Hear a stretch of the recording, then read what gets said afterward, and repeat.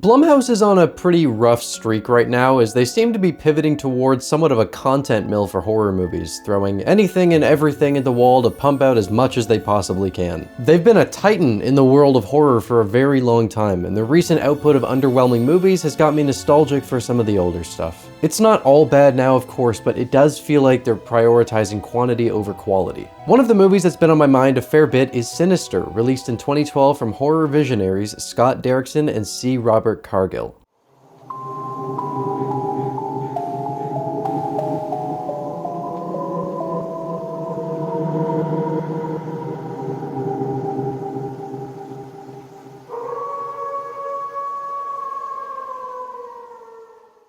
Good evening. My name's Evan and welcome to Rocklin Graves. In a lot of ways, Scott Derrickson is sort of an anti-Blumhouse because he doesn't release horror movies very often, and when he does, they're always stellar. Funny thing about that is that his last two movies have both been Blumhouse productions. I don't want to sound like I'm overly hating on Blumhouse.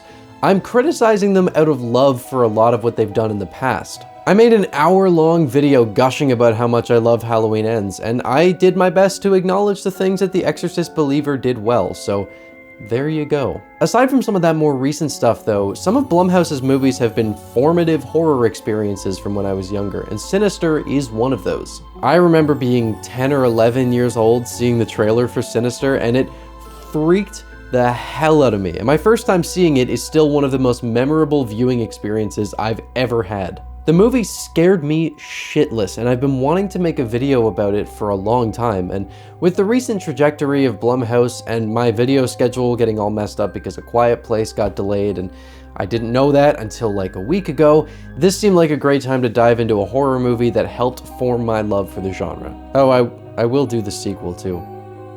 He's gonna be mad. He's gonna be so mad. Scott Derrickson wasn't actually the one who got the ball rolling on Sinister. Instead, it was co-writer C. Cargill who got the idea for it after watching The Ring and having a nightmare about finding a tape in his attic that showed a family being hung. I'm really glad that Cargill and Derrickson are working together for The Black Phone 2, even though I don't really feel like that needed a sequel and I don't know what they're gonna do with it, but I digress. They just make some fantastic shit together, and I hope they keep delivering in the horror genre. Sinister has a reputation for being one of the scariest movies ever made, even topping the list when a study was done on the heart rates of people viewing different horror movies. Although it wouldn't be my #1 pick for the scariest movie of all time for me, I've got no issues with it being in that discussion, so without further ado, let's take a look at Sinister.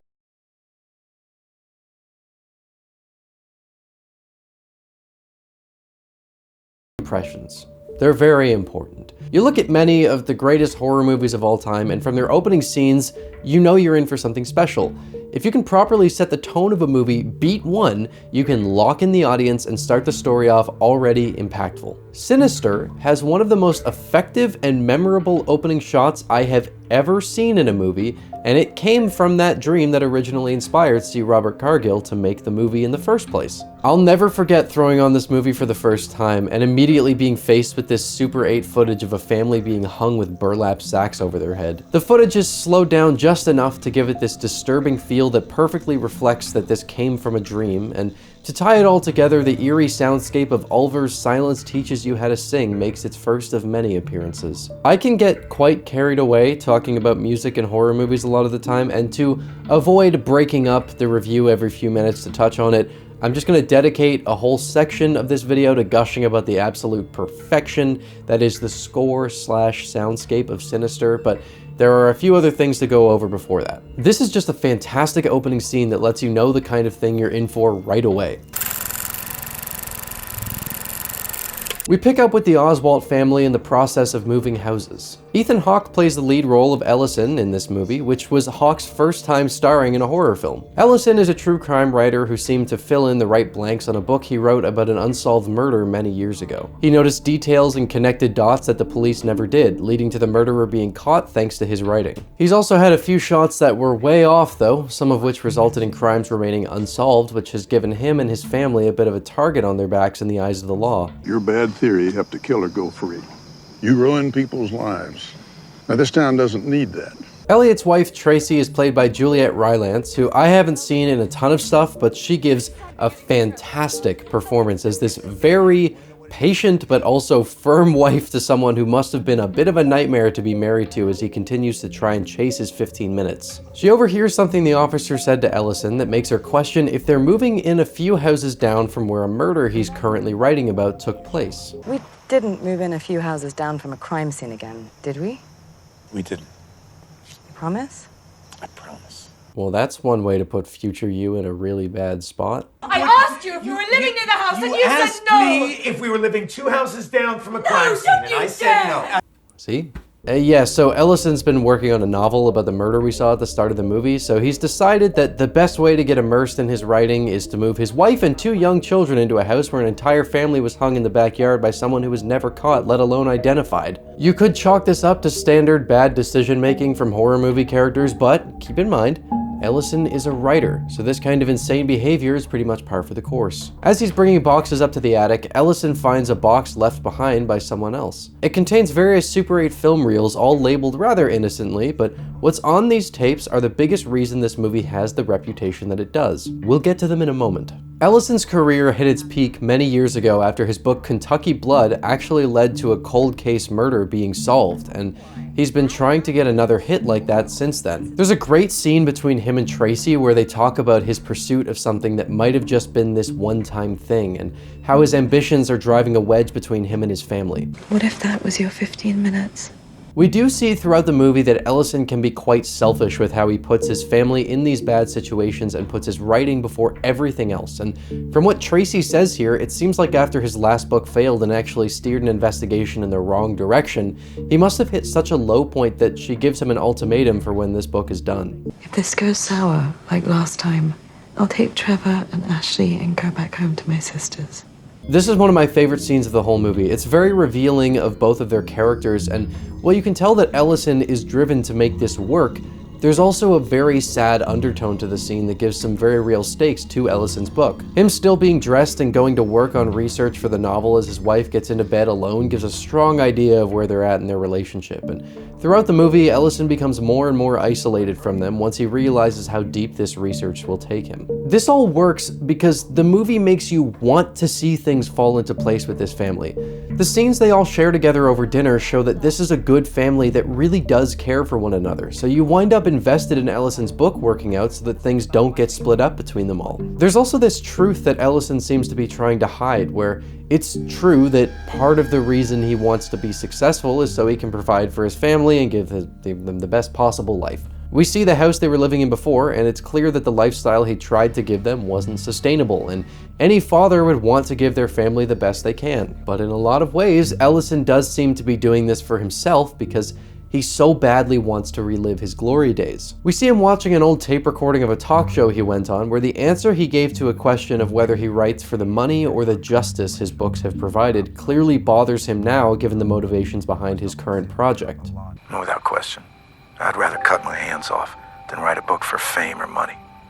He could go back to writing fiction like Tracy suggests, and he could probably find a way to support his family just as well off that, but he wants to continue writing true crime and seems perfectly willing to put his family in pretty ugly situations and cut himself off from them. He's a complex character whose conflicted motivations create this divide where you really want to see him make this work, but you're also constantly annoyed at how selfish he's being about it. What's great is that the movie doesn't force any of this down your throat through exposition, it just allows the natural interactions between Ellison and his family to speak for themselves. All that's to say, when Ellison starts diving into the tapes he found in the attic, it becomes increasingly obvious that he's unknowingly put his family in very direct and very serious danger in his pursuit of another bestseller. You can see the exact moment Ellison makes the decision not to involve the police. He's reminded of Kentucky Blood, the book that was his big hit, and makes the decision right here to do this on his own for the glory. Before I talk about the tapes, I need to mention how much I appreciate this movie justifying not just why Ellison moves into a house where a grisly murder took place, but also why he continues to dig into the horrifying mystery. There are so many movies where a family moves into a house where something like this happens solely because they got a good deal on it, and they research the history mostly for plot reasons, but Sinister gives a good explanation for this stuff through the lens of Ellison being a true crime writer. He wants to immerse himself in what happened, and he keeps digging deeper even when he realizes how dark this all is, because he's so driven to make another hit, and he knows how big this could be. I'm always glad to see a movie where I can understand why the characters make the decisions they do. It's nice to have motivation. All right, time to talk about those tapes. Sinister has got a reputation, again, for being one of the scariest movies ever made, and the tapes that Ellison found in his attic are one of the biggest reasons this movie leaves such an impact on people. It's not that the murders we're seeing here are super gory or totally unique in content, it's the way they're executed that makes them so horrifying. They all share a similar structure where, aside from sleepy time, they all start off showing a family enjoying some nice activities together, whether it be catch or enjoying a day in the pool. There's an unsettling realization that someone's filming them, often. Then the tape will suddenly cut to a horrifying murder portrayed very realistically without ever getting overly graphic. There's a lot of theater of the mind going on here, but the things that we do see are deeply disturbing. It's sometimes very hard to see what's going on since the murders take place in the dead of night with very little lighting outside of the light that comes from the camera, so you're drawn to intently look through every inch of the frame to find out what's going on, and there are some little details to pick up on. The tapes are all incredibly unsettling and disturbing, with Family Barbecue being the one that particularly bothered me the first time I saw the movie, largely thanks to the music, which I am going to dive into in just a second. Lawn Work has one of the best jump scares I've ever seen in a movie, where we get this very extended shot of a lawnmower being pushed through the grass on a rainy night before someone comes into frame, and it cuts away before we see what happens. Sinister's actually got some pretty solid jump scares in it that feel well crafted and well earned instead of being forced in there to make up for lack of tension. The movie's not lacking there at all, and it uses the jump scares to punctuate moments very well. There are a handful of pretty cheap ones in there too, unfortunately. One that I'll talk to when we get to the movie's ending, but overall they're very well done. There are kids being killed in these tapes, but we don't actually see that happen, at least not clearly. The closest thing is this shot in Sleepy Time, where we see the parents killed in the reflection of Ellison's glasses, but then he looks away to take a drink when the kid's turn comes up and the projector screen isn't in focus. Depending on what phobias you have, Sinister has probably got one tape that'll especially get under your skin. It's got a little something for everyone. The movie is just really goddamn creepy and has a constantly increasing sense of dark dread. The tone is incredibly unsettling, but it's also deeply engaging and really unique. There aren't many other horror movies I can think of that feel like Sinister, if any at all. A huge part of properly setting the tone is making sure the soundscape can immerse the viewer in the world. So it's time to talk about the sound design and music choices in Sinister. To put it in the simplest terms, Sinister has one of, if not the most terrifying soundscapes of any movie. I'm intentionally not referring to it as a score because the majority of the music in this movie was licensed from artists like Ulver, Aghast, Sunno and Boris, Nicholas, Triarchos, Judge Hydrogen, and even Boards of Canada. There was an original score done for the movie by Christopher Young, a lot of which went unused, but it's definitely worth listening to if you're into the vibe of this movie, and the stuff that did make its way in is fantastic. Really though, I do think that the highlight here is the licensed music, which is comprised of some extremely niche choices that feel so unsettling. I guess they would just sit up like late at night browsing the darkest corners of the internet to find the most obscure, weird music they could to fit the movie. And they were playing it on set when they were shooting the tapes, which would have made being on set those days really... That would have been an experience. I would have enjoyed seeing that at least. Cargill and Derrickson didn't want Bagul to be a demon, opting to create this pagan entity so that it wouldn't be tied to any one religion, which is an approach that I always love in storytelling because I find the idea of people thinking they know how to deal with something because they've grown up in a religion, finding out that it's something more vague like this, and then there's this great sense of eerie, unknowable, and unpredictable quality that I find gets added. Sinister, it just sounds so scary. It's such a frightening sounding movie, and I think it's a perfect example of that old saying with horror movies. If you want to make it less scary, don't look away.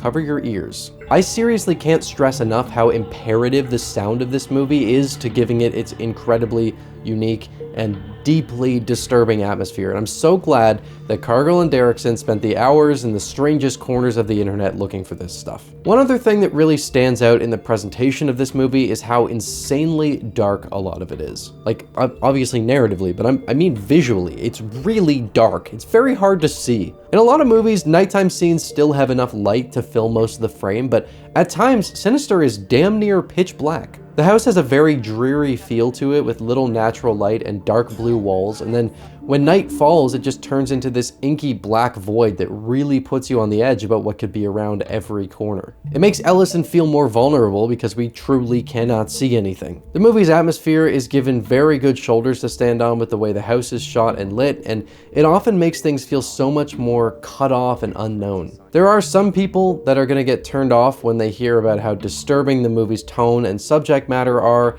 and it seems like Derrickson and Cargill knew how taxing this would be for the viewer, which is why they introduced the single greatest character in the history of cinema, Deputy So-and-so. He's played by James Ransone, who gave that great coked-up performance in The Black Phone, and he comes into play after Ellison falls through the ceiling while he's in the attic and discovers multiple drawings depicting the murders from the tapes he's seen so far, as well as the next one being foreshadowed, which is always great. Deputy So-and-so is the comic relief of the movie, here to provide some arguably much-needed respite from the otherwise heavily disturbing experience of watching Sinister. It sounded like there was an intruder.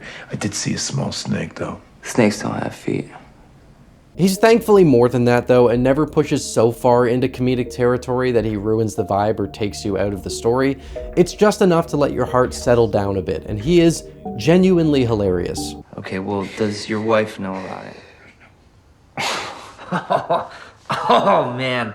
Oh, that is a conversation that I would not want to be around for. His only given name is actually Deputy So-and-so, which he got because he's a fan of Ellison's books and he wanted to make the acknowledgments in the next one. You know there's a page in your books where you always say nice things about all the people that helped you out? No, I couldn't have done this without the tireless efforts of Deputy So-and-so from the local police department. Right. He becomes a huge asset for Ellison because he can check through these records with more detail than Ellison can, which allows them to figure out the connections between these killings a lot better than he could have on his own. He's a really great addition to the story and gives Ellison someone to bounce off of, which is fortunate because of how he's really isolated himself from his family, and this gives us a better idea of his character. You can tell that he's at first intentionally leveraging Deputy So-and-so's admiration of him to gain access to police resources, but he also does grow to find a lot of comfort in So-and-so's presence, and they develop a nice friendship that ends up a lot more reciprocatory than it starts. Circling back to the connections between the murders, each of them had a similar MO where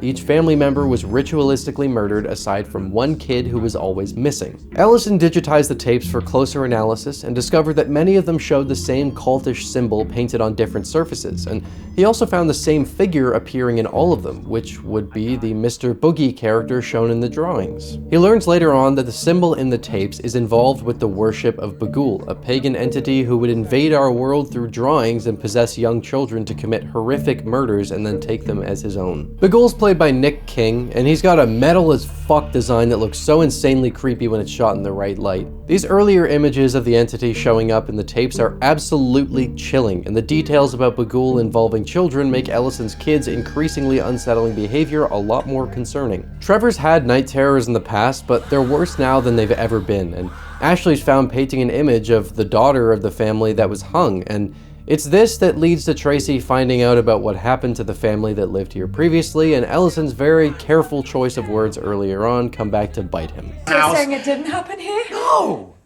It happened in the backyard. Oh, that is... This scene is another highlight of the movie where you can feel Tracy's just at the end of the line when it comes to her patience with Ellison as he stumbles around trying to justify all the things that are happening as a result of his actions. It's brilliantly acted from both of them and feels like a real argument, and it never fails to make me really sad. These books are my legacy.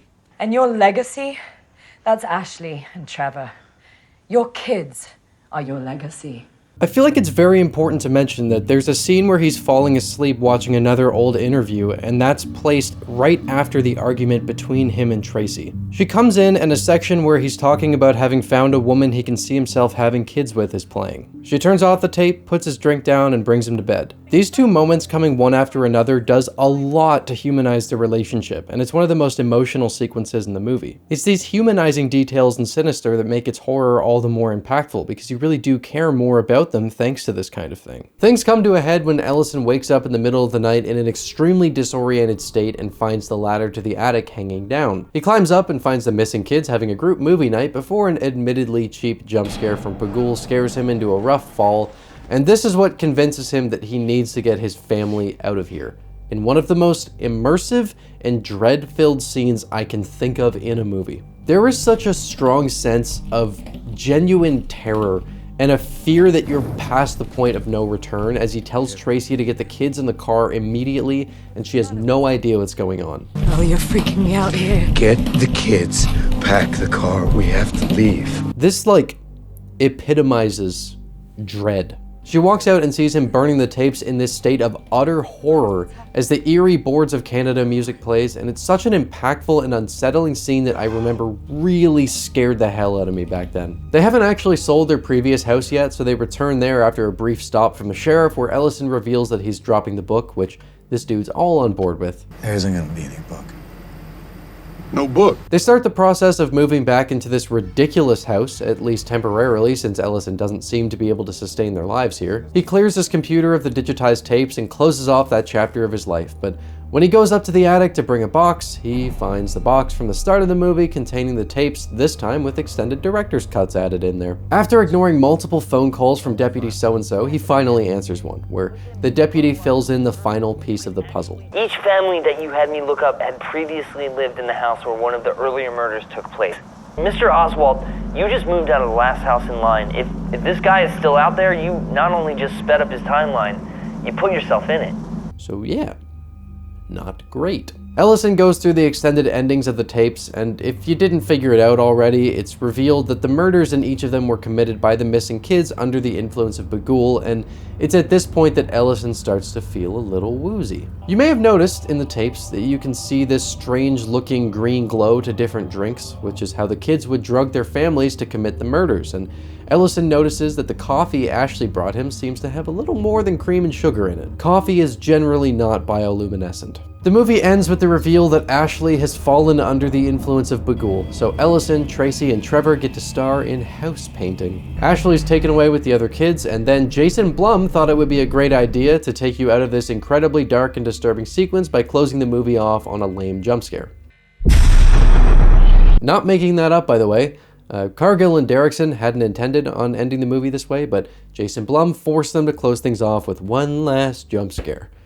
Pretty indicative of where the studio was heading, I guess. So that's Sinister. It's one of the movies that I think does live up to its reputation for being one of the scariest ever made. I might have considered it that myself at a time, but that would have been before I saw Lake Mungo. It's a deeply disturbing and dreadful movie with fantastic performances, distinct characters, an engaging unfolding mystery, and possibly the most frightening soundscape I can think of in a movie. There are a handful of cheap jump scares, and I've never been much of a fan of this sequence with the kids hiding around Ellison. I like the idea of it, and the visuals being achieved by filming at 48 FPS and having Ethan Hawke move twice as fast as usual is really cool, but it's a little too on the nose for me.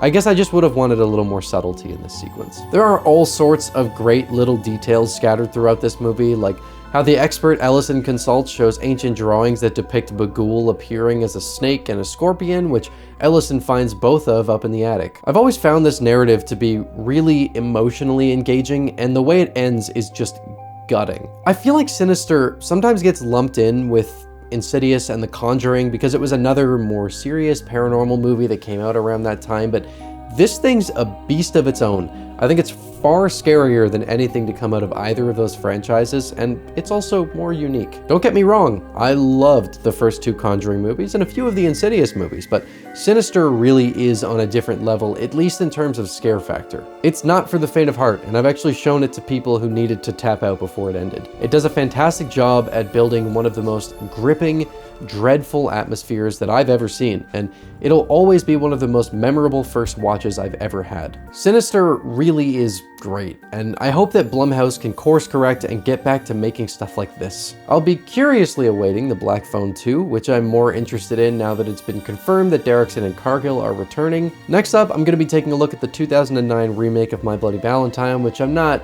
super excited to do, but you gotta do what you gotta do. And then we're doing The Exorcist Believer. I'm not being nice to myself this month, am I? I did All Hallows Eve 2, and we're doing the My Bloody Valentine remake, and we're doing The Exorcist Believer, which I've got a lot to say about that movie. I didn't get to say in my spoiler-free review because I just couldn't go into as much detail, so that should be interesting. Oh, and then I'm doing Sinister 2 at some point soon. Yeah, Jesus. What am I doing? Good stuff. I want good stuff. Please. Oh well, should be fun anyway. Until then, thank you for stopping by Rocklin Graves. I hope you've enjoyed your stay.